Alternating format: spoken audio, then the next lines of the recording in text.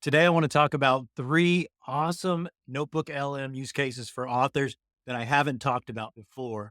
Now we're in the dashboard, and I've already summed some things up for you. I'm going to put all the prompt in the description of this video so that you can do it too.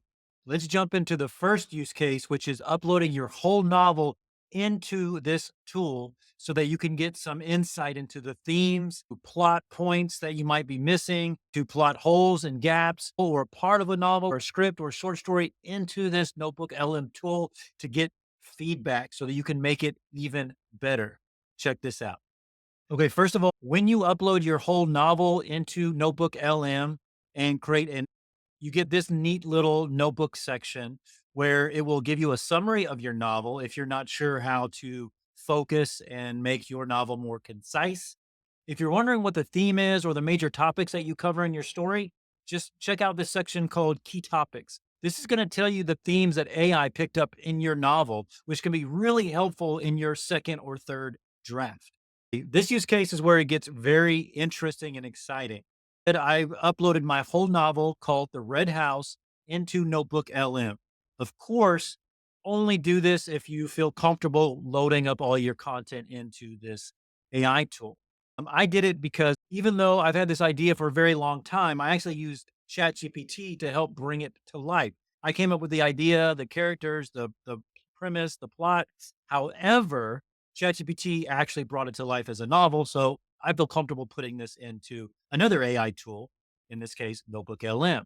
So I uploaded here and I asked for a podcast, but not just any podcast, because you can customize these podcasts. I've been playing around with this and it's actually really, really cool. You get this nice summary here. This was created completely by AI. If you're curious about the core of your story, here is what AI thinks it is. The AI not only comes up with the summary by itself, it also bolds information that it deems especially pertinent. For example, going back to themes, right here at the end, the AI says this narrative explores these themes: loyalty, betrayal, and the corrupting influence of power, which is absolutely true for this story. The custom prompt that I used for this particular use case was I told the AI that it was going to be a commentary podcast that looked for plot holes and gaps and gave feedback basically on my story in hopefully a comedic and hilarious way. And since I've already listened to this before, at least parts of it, I can tell you that I really enjoyed this podcast. It not only gave me really good information that I can use to edit and upgrade my story for the next draft, but it was actually really fun to listen to. So think about that in your own stories as we listen to this podcast. All right. So you just finished Red House by Christopher Kokoski. You're probably still trying to pick your jaw up off the floor after that ending. Yeah. Presidential thriller, shadowy figures, red monopoly houses. It's like House of Cards met Clue, and they had a very, very messed up baby. See, I didn't make any of this script. The AI is completely coming up with this on its own. But the information it's talking about with my story is accurate. It is sort of a strange story. Just so you know, The Red House is a story basically about the fact that there's a serial killer in the White House. It's already a preposterous idea already, but I think it's a fun and interesting idea to explore in a novel. Certainly a wild ride. Wild is one way to put it. Yeah. Look, I love a good page turner as much as the next person. Yeah. But even I had to raise an eyebrow at some of the twists and turns in this one. Yeah. It's like the author threw logic out the window and said, hold my beer, watch this. There are definitely some moments where I think there's some actually really good jokes in this. Again, I didn't write it at all. The AI came up with all that on its own based on my prompting. And I think this idea of a funny and hilarious kind of way into feedback into your novel about plot holes and problems is actually very effective. the suspension of disbelief requires some serious heavy lifting. Heavy lifting. I needed a whole team of structural engineers just to hold up the weight of some of these plot holes. But hey, that's what we're here for, right? Right. To dive deep into the glorious mess that is Red House and try to make sense of it all. Or at least have a good laugh trying. Exactly. So first things first, let's talk about our main man, Ben. This guy's supposed to be a brilliant political strategist, but honestly, he's more like a walking, talking plot device with a side of superhuman abilities. So the feedback is very fair here. And think about how helpful this can be in going back in, enhancing, editing the character, to be less of a plot device and to make sure that everything that happens in the story is organic and logical. Yeah. One minute he's cracking codes like he's Neo from the Matrix. Oh, come on. The next he's disappearing into thin air like a ninja. Don't forget the lock picking. Remember that scene where he casually strolls into a top secret government facility? Oh, yeah. Like he's picking up dry cleaning, please. Uh-huh. I've struggled more trying to open a jar of pickles. It does seem like whenever Ben encounters an obstacle, the author just conveniently equips him with the exact skill needed to overcome it. Right. It's a bit like playing a video game where you unlock new abilities as you progress through the levels. Except in this game, Yeah. the cheat codes are written directly into the storyline. Now, if I hadn't had AI help so much with the writing of this, it might hurt more to hear some of this feedback because it's fair feedback, I believe, but I'm able to be more objective about the feedback because although I directed AI did the heavy lifting. I think this is really fun to listen to, and also it's great insight into how to edit your novel. I see what you're saying. Speaking of cheats, can we talk about those red Monopoly houses for a minute? Okay. Look, I get it. They're supposed to be Okay, the red Monopoly houses that you could probably tell from the cover of the book that I put on the screen. It plays a huge role. Not only is it the title of the novel, but it's a symbol. And I really like it because I figured, like almost everybody is familiar with this a little red Monopoly house. A lot of people have played the game. They might have the game at their house right now. And I use it in a lot of different ways. I actually think it's a great symbol for this story. I'm curious about what they'll say. creepy and symbolic and all that. Yeah. But honestly, they just left me more confused than scared. Their purpose seems to shift throughout the story. Yeah. Are they warnings? Taunts? A morbid game of connect the dots? Right. Even Ben seems unsure of their meaning half the time. It's like the author just thought, hey, red Monopoly houses. That's spooky, right? Let's just sprinkle them around and see what happens. They do add a certain theatrical flair to the story, I'll grant you that. Theatrical, yes, Ah. but also incredibly distracting. Again, the feedback is very fair. I think you get the idea that, look, in less than 17 minutes, you can get really good feedback to help you edit your novel or your story or your script. And you can do it in a very entertaining way. Again, you can customize these prompts and change the tone and focus of the podcast in probably unlimited ways. So that's a huge use case for this Notebook LM. But there's another one I want to show you, and that takes us to use case number 2. Let's say you don't have a full story yet, you just have your plot outline, and you're wondering, what are some ways to flesh out this outline into a full novel? What are different ways, maybe creative ways, to approach converting this outline into a book? So that's what I did with this particular use case. I used ChatGPT to come up with a story outline, and it's called Love in Reverse. It's a Hallmark style rom com type of a romance story.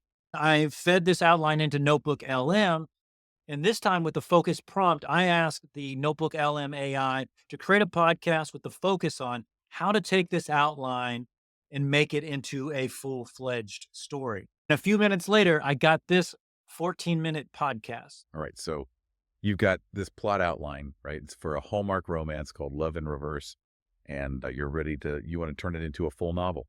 Well, today we're diving deep into how to bring that story blueprint to life, inject some humor and depth into it, and make it really sing. That's exactly what we want. And I really like the idea of a plot outline being a blueprint for your story. It's exciting. What's so cool about this outline is the premise is really unique. You don't see this every day in Hallmark romances. It's true. Look, I unironically enjoy Hallmark type romances. I know they're really cliche, they're really cringy sometimes, but I really do enjoy them. So I wanted to play around with that idea with this novel outline.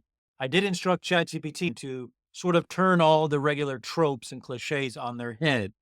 We've got a gruff, tattooed auto mechanic, Yeah. and then we've got this like polished, perfect etiquette coach. And they're forced to teach each other their skills, because of a bet. Opposites attract. Talk about opposites attract, right? Right, exactly. Because this is just a plot outline, you might not exactly know what your story is going to be in the end, how it's going to come out. So, what's neat here is this summary again, where we have the title, Love in Reverse. It's a description, a nice little summary of the story. Here is what the AI thinks is the focus of this story based on the outline. A clash between a rough around the edges auto mechanic and a refined etiquette coach. That's the focus of the romance. Then we get, how does this story start? What's the catalyst for the plot? And it's bolded in this summary. A bet forces them to teach each other their respective skills. So that's good to know. To be able to write the story, you got to know what the catalyst is. And then there's a subplot that's very common in these kinds of stories, but it's twisted a little bit here with the type of business we're talking about. The subplot involves saving a local car repair shop from big city developers. Usually this is like a small town bakery that needs to be saved on Christmas Day, something along those lines. This is a local car repair shop, so it's the same idea. It's just a little bit different. You have familiarity, but you also have something new. So hopefully that's intriguing to the reader. Good. And the cool thing is this outline uses the Save the Cat beat sheet, which helps us to really break down the story's progression. Save the Cat is a book. It's been around for a long time. It's really written for screenwriters for movies, but I think it's really helpful also for plotting out any kind of story. There are sequels and spin-offs to that book, like Save the Cat goes to the movie, Save the Cat for authors, but honestly, I think the original is the very best. I highly recommend it. I'll probably put a link in the description so you can check it out. And see it clearly. Exactly. So how do we take that blueprint and really make it sing, you know? Yeah, that's the question. How do we make it come alive? Well, it starts with the opening image, right? The outline, it places us in this chaotic car repair shop. Think like grease, heavy metal music, clang of tools. And then imagine this impeccably dressed etiquette coach walking into that scene. Oh, the contrast. I mean, just the contrast alone, comedy gold. Think about how this could really help you write that scene, and how they're talking about all the colorful contrast. They're talking about the noises, the visual, the auditory. There's probably smells of grease and different things. The etiquette coach probably is well manicured and has nice cologne on. And the auto mechanic might be greasy and sweaty. Just them talking about it on this podcast can really help you write out and not only visualize the scene, but write the scene so that the reader can visualize. And it's not just like a visual thing, right? Yeah. It's not just that clash of aesthetics. It speaks to something deeper about our main characters, Tessa and Garrett. Exactly. Their worlds are completely opposite. It reflects, their personalities, their backstories. Like Tessa's hands-on, right? Mechanic, probably grew up around cars. Maybe she had to learn to fix things herself. Whereas Garrett, he might come from this world of privilege. I really like how the AI puts personality and emotion in the two podcasters, because without that, this I think would be very dry and a lot less interesting. But I really enjoy the different inflections and tones. Yeah, Appearances, social graces are everything. Right. Everything's about appearances. Yeah. The outline mentions a bet Yes. as kind of the catalyst that throws them together. How do we make that feel organic, though? Not just like, oh, this is a contrived plot device. Right. Well, that's where the debate section of the beat sheet comes in. It's not just about them saying yes or no to the bet. It's their internal struggle. Like, why would Tessa, a very practical person, why would she even entertain this? Maybe she needs the money. Or maybe there's a part of her that's like, intrigued by Garrett, despite his fancy exterior. well, here we're talking about how to make this catalyst, this trigger to the story, very organic and make sense. Let it be logical. Let the characters be motivated, be in contact with each other so they don't just walk away and the story's suddenly over.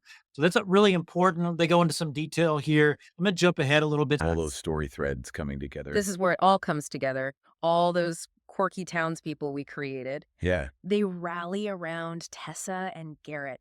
The hairdresser creates a buzz around town. Retired mechanic offers his expertise. Yeah. And get this, the dog groomer, she finds Muffler. Oh, no way. Remember Muffler? He ran away during the storm, and he's back. We have subplots and these secondary characters that are adding life and realism to this story. So it's all good. It helps you to really bring this story to life. Let's listen to a little bit more before we go to the next use case. Ooh, sparks fly. Exactly. This has been so much fun. It's amazing how we took this basic outline and now it feels like a real story. It's ready to be written. It is. It just goes to show that with a little creativity, anyone can turn a blueprint into a captivating novel. The beat sheet is a great guide, but it's the writer's voice that truly brings it to life. Let's thumbs that. So that's a really interesting use case, but sometimes you don't have a full story. You don't even have an outline. You might not even have a story idea itself, a premise at all. Maybe all you have is a setting or all you have is a conflict. Sometimes all you have is a character sketch. And that brings us to our next use case. You can take your character sketch and feed it into Notebook LM and custom prompt the Notebook LM AI to create a podcast that explores your character to make them more well rounded and three dimensional, but also starts to brainstorm ideas on how can you put this character into a really great story organically, which is what I did. Now, all the prompts will be in the description of this video. So I came up with this particular character here, Laura, Echo Valen, 27-year-old urban artifact salvager. And I came up with it with, again, ChatGPT just to save time. Again, you have bolded areas of this summary of the character that allow you to know what the AI thought was most important. This seems like maybe a dystopian kind of a character, maybe science fiction. We'll see what the AI podcast has to say about it. All right, so we're diving deep today into a character, right? Alara, Echo Valen. Echo Valen, yeah. And, you know, as storytellers, as writers, we know that the secret to a great character is you got to have the good and the bad. The good, the bad. And the ugly. All of it. Yeah. Yeah. All the warts, all that. Exactly. We're going to unpack what you've brought to us today. Okay. And we're going to figure out how to build a story that feels like it's grown organically out of this character. So every plot point, every detail, every relationship, Yeah. everything. By the way, for this prompt to customize this podcast, I told the AI that they were two best-selling authors who helped aspiring writers take a character sketch, flesh out the character, and then turn that character into a story. Resonates with who this character is at their core. That's the goal. I love it. So you have Alara, who is an urban artifact salvager. Yeah. I mean, right there, that's a cool job. that's A cool job title. Yeah. that's amazing. Yeah. That says so much about her. It does. It does. Someone who sifts through the remnants of society, finds beauty in the things that other people discard. That's really Says a lot. Yeah. says a lot. Yeah. And I think it's quite a beautiful sentiment. And that is ripe with storytelling potential. Yeah. And, Very you know, true. as writers, we know that the setting can be just as important as the character, right? Uh-huh. So you're already kind of creating this world, this atmosphere, just by giving her that job title, right? Yeah. It's a world where there are remnants, there's a past, there's a history, Yeah. and she's finding value in that. Yeah, absolutely. Yeah. You've also given her a very striking physical appearance. Right. Well, I think that's important. Okay. You know, as a writer, you want to create a character that readers can really see in their mind's eye. And so I always think about those visual details.